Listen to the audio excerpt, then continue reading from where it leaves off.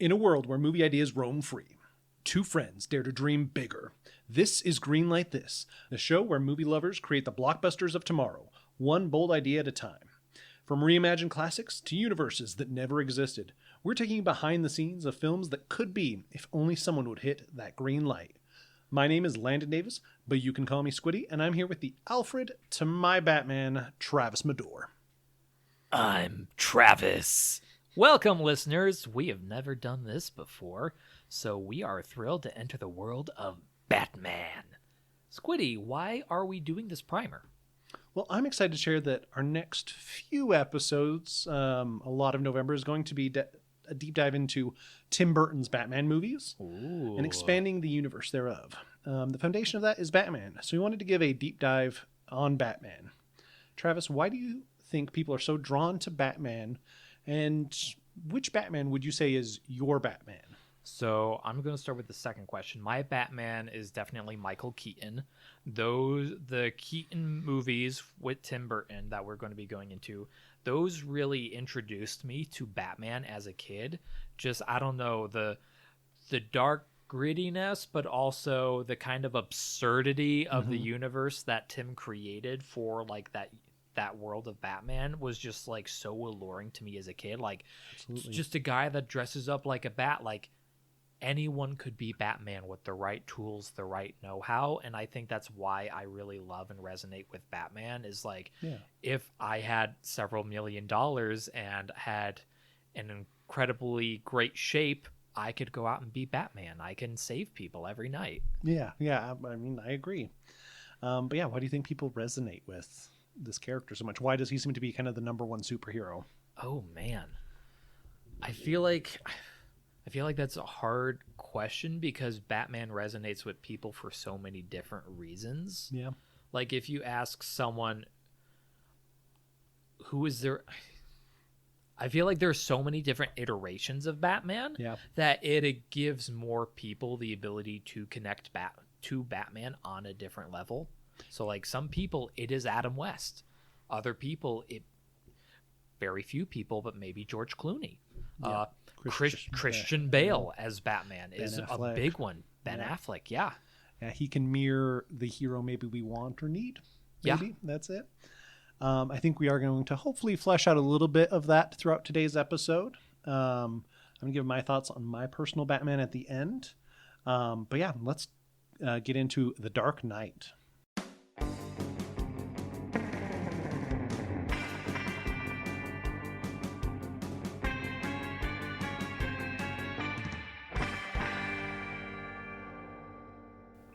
Okay. So, delving into Batman. Batman first flapped onto the page in Detective Comics number 27 in May 1939, created in the early planning by Bob Kane with essential shaping by Bill Finger, the man who quietly fixed many of Batman's core beats. He arrived as a darker, pulpish answer to Superman.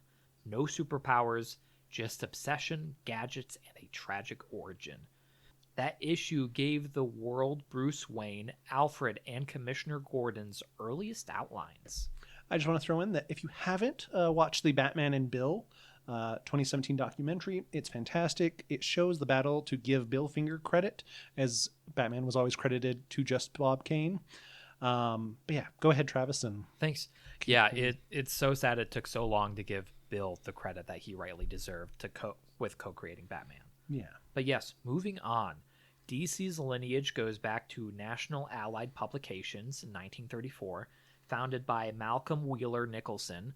It evolved into Detective Comics, Inc., and later just DC Comics. So for those of you who no idea what DC Comics stood for, Detective Comics. So Detective Comics, kind of funny. The home of Superman, Batman, Wonder Woman, and later on more. Superman's 1938 success with Action Comics number 1 and Batman's 1939 arrival were foundational hits that turned the publisher into a hub for superheroes. When the company needed sales and relevance, characters like Batman, adaptable, reinventable, and endlessly merchandisable, repeatedly helped keep DC afloat and culturally dominant. So billionaire playboy Bruce Wayne witnesses his parents' murder, swears vengeance, and reinvents himself as Gotham's most productive insomniac. He's the human superhero template. No magic, no Krypton, just grief, gadgets, and a flair for dramatic lighting. If Batman is the world's most obsessive detective, his villains are a masterclass in psychological drama. Each one basically a therapist session that got loose and started a crime spree. Let's roll call the icons of mayhem. The Joker, Batman, number 1, 1940. The homicidal clown prince himself. Born from a playing card gimmick and some additional arm wrestling, he went from serial killer to trickster to full-blown pop culture deity. The Joker is chaos with a laugh track. A guy who proves Batman's greatest foe might just be someone who gets the joke better than he does. Catwoman, or Selina Kyle, Batman number 1 as well, 1940. Again, originally the Cat, she's the flirtatious jewel thief who keeps stealing the Bat's heart and occasionally his gadgets. Equal parts rival, ally, and will they, won't they energy since day one. The Penguin, Detective Comics number 58, 1941. Oswald Cobblepot, half mob boss, half bird enthusiast. A reminder that short guys with umbrellas can be terrifying and impeccably dressed. Two-Face, Detective Comics number 66, 1942. Harvey Dent, One Bad Day, a splash of acid, and a lifetime supply of existential coin flips. The guy basically invented Batman's tragic villain formula. Scarecrow, The World's Finest Comics, number 3, 1941. Jonathan Crane, a former psychologist who said, "What if therapy, but with gas?" He turned fear into his superpower and probably into Gotham's highest-selling pharmacy item. And with just a few issues, Gotham's nightlife got crowded. Absolutely. Next, we have Mad Hatter, Batman, number 49, 1948. Jervis Tetch, a Lewis Carroll-obsessed mind control specialist whose crimes always involve hats, tea, and HR violations. The Riddler, Detective Comics number 140, 1948. Edward Nygma, Gotham's walking TED Talk on why puzzles can be hazardous to your health. Hugo Strange, Detective Comics number 36, 1940. The first mad scientist of Batman's world, he predates most of the rogues and even figured out Batman's secret identity before that became common Tuesdays for villains. Clayface, originally Detective Comics number 40, 1940. Actor Basil Carlo turned shapeshifter monster. He went from B-movie makeup artist to living mud sculpture. Proof that Gotham's union for theatrically inclined villains is alive and well. Mr. Freeze, introduced as Mr. Zero in Batman number 121, 1959, reinvented later as the cold-hearted scientist seeking to save his frozen wife. He's the rare Gotham villain who's both tragic and pun-obsessed. And thanks Batman and Robin for cementing that legacy. Everybody chill. Chill. Poison Ivy, Batman number 181, 1966. Dr. Pamela Isley, eco-terrorist seductress and plant rights activist before it was cool. Depending on the decade, she's either a villain, an anti-hero, or the only one actually trying to fix Gotham's carbon footprint. Killer Croc, Detective Comics number 523, 1983. Waylon Jones, part man, part crocodile, all misunderstood. The classic muscle and conscience archetype, just with a tail and dental issues. Then we get to Bane, Batman Vengeance of Bane, number 1, 1993. Technically after our 1989 Batman era, but he's too iconic not to preview. The man who literally broke the Bat's back, a wrestler-philosopher hybrid, proving Batman's biggest threat might be someone who hits the gym harder than he does. And finally, Harley Quinn, Batman, the Animated Series, 1992. Born not from the comics but from TV, the Joker's psychiatrist turned partner in crime. She became so popular she graduated into the main continuity. Call it the rare case of fandom manifesting a permanent character. And that seriously is just the tip of the iceberg when it comes to Batman characters. There are so many. Absolutely. And where do all these beautifully broken people live? Why, Gotham City, of course. That gloomy gothic maze of corruption and gargoyles. Introduced early in the 1940s, first named explicitly in Batman number 4, it's less a city and more a character. Half urban legend, half Art Deco nightmare. The Batcave and Wayne Manor came soon after, making Bruce Wayne's real superpower owning prime real estate. Gotham became the the permanent stage where morality wears capes, cops rely on spotlights, and every psychiatrist in town eventually turns evil. So, Batman's comic tone has swung like a pendulum. It has changed so much over the years. In the 1950s to 60s, comics leaned lighter. The TV show didn't invent that tone, but it amplified it. In the early 1970s, editor Julia Schwartz paid writer Denny O'Neil and artist Neil Adams, stripping away many Silver Age sillinesses and bringing back detective grit and shadow, a crucial pivot back towards the darker, sharper Batman many fans recognize today. That run resituated Batman as a true noir detective rather than a punchline. Then the 1980s delivered an absolute tone sledgehammer. Frank Miller's The Dark Knight Returns, 1986. Chef's kiss, beautiful. Reimagined an older, harder Batman and Batman Year One, 1987, with Miller and David Mazzucchelli. I hope I'm saying that right, guys. They reset Batman's origin in a terse, street-level way that influenced comics, animation, and movies for decades. Alan Moore's The Killing Joke, 1988, again, another beautiful comic. Or graphic novel, you should say. Also redefined the Joker as a philosophical and terrifying mirror to Batman. These works directly shaped the mood of the late 80s Batman's resurgence. Batman teamed up with Superman in various team-ups from the Golden and Silver Ages onward. They shared anthology pages and had world's finest team-ups across the decades. As for the Justice League of America, the league formed in the Justice League of America #1, 1960. Batman was written as one of its founding, if somewhat reluctant member, the dark detective among superpowered do-gooders. Batman as the grim organizer is a trope that stuck. Batman at the League meetings is basically the guy in a black suit who brings spreadsheets and strategic plans, while Superman brings donuts and accidentally bends the coffee machine, which Batman has to then pay to replace. So, Batman's on-screen life began with movie serials. Lewis Wilson starred in the 1943 Columbia serial, and Robert Lowry headlined the 1949 sequel. These were cliffhanger chapter plays. Pulpy, cheap, and the sort of thing you watch while eating stale cereal. Then came Adam West's 1966 TV series. Campy, bright color, and bam! Pow! Right in the kisses, sound effects. Pasteled over pratfalls. It made Batman a nationwide pop culture mascot, and spun a theatrical feature out of the show that same year. The tone shifted, Batman became family-friendly, jokey, and a TV variety show hero. For better or worse, Gotham wore neon spandex.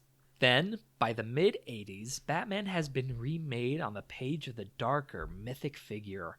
Hollywood followed Tim Burton's 1989, starring Michael Keaton with Jack Nicholson as the Joker, my favorite, translated that darker gothic Gotham to the screen and treated Batman as a legitimate blockbuster property.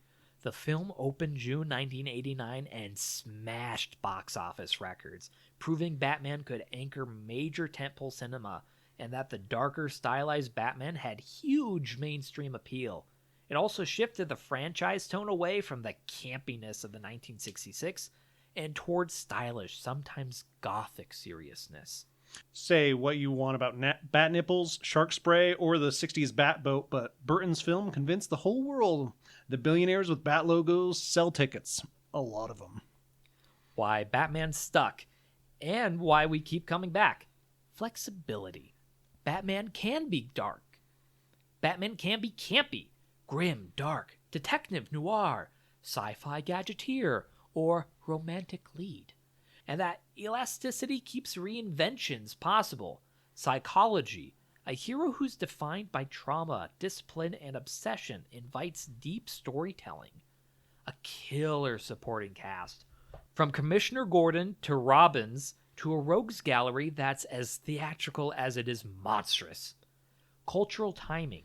At several points, post-TV era 70s revamp, 80s gothic novel renaissance, Batman's reworkings refocus the industry and readership, keeping DC commercially and creatively alive. If Batman's story so far proves anything, it's this. A broody billionaire with a specialty in dramatic entrances will outlast fashions, editorial trends, and questionable bat gadgets. From Detective Comics' pulp pages to Burton's rain-slicked alleys. Gotham's favorite nocturnal problem solver became a cultural Swiss Army knife, useful for drama, satire, blockbuster exploitation, and occasionally licensed lunchboxes. Lastly, I want to add my Batman. In 1992, Batman found his voice. Enter Kevin Conroy, classically trained, Shakespearean, and armed with vocal cords that could make thunder jealous. When Batman the Animated Series hit the air, Conroy didn't just play Batman. He became the sound of him. He split delivery. Calm, warm Bruce Wayne by day. Deep, stoic Batman by night. That set the standard for every Bat voice to come. He voiced characters across 30 years, from Mask of Phantasm to the Arkham games, right up until his final return in the Crisis on Infinite Earths, a crossover. Before Conroy, Batman was a role. After him, it was a vocal identity. Ask any fan to do the voice, and you're really asking them to do his voice.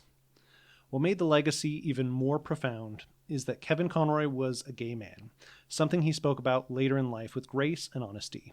In a world where superheroes were often written as macho, stoic, and straight by default, his truth added something beautiful, real to the myth. When you think about it, Batman has always been a little queer-coded.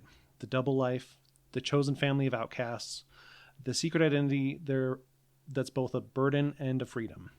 He's a man navigating performance, intimacy, and isolation, things that resonate deeply with the LGBTQ community. Conroy gave Batman that hidden tenderness, that flicker of humanity beneath the armor. His portrayal wasn't just about vengeance, it was about empathy. And for queer fans, seeing, or rather hearing, that's the ultimate symbol of strength, justice, and complexity was voiced by someone who'd lived his own battles. That meant something huge. Kevin Conroy didn't just voice Batman. He helped millions of people feel seen through the mask. Kevin Conroy passed away in November 2022, and the bat signal hasn't shown quite the same since. Fans didn't just mourn an actor, they mourned the voice in their heads, the one that told them that justice mattered, even in the dark. For 30 years, he was our silent guardian and our steady heartbeat under the cowl. So thank you, Kevin, for reminding the world that heroes can be vulnerable, queer, kind, and still utterly powerful. Because the truth is, you didn't just voice Batman, you defined him. Yeah, thank you, Kevin. And thank you for listening to our primer on Batman. This has been Greenlight This. Until Tuesday, as we launch the Burtonverse.